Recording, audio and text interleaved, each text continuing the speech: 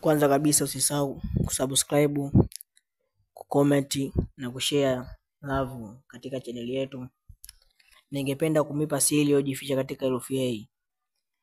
Watu wote wenye majina ambayo yanaanzia na herufi A, kwa mfano Ana, Anita na mengine. Herufi A ni symbol yenye maana kubwa ambayo imejificha na watu wengi wanashindwa kujua inamaanisha nini.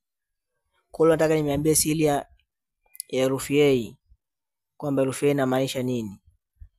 Herufi A ni herufi ambayo ukijua kuitumia vizuri ni herufi ambayo inaweza kukuletea bahati na mafanikio makubwa katika maisha yako. Shida tu ni wewe kuwa uiamini na kuitumia vizuri. Ambapo herufi A inamaanisha mwanga, yani mwangaza, kung'aa, yani kufikia kitu ambacho hukutarajia. Ndio maana ya herufi A. Yani inamaanisha brightness, yani unakuwa na bahati. Yani unaweza kufanya kitu ambacho ni amazing.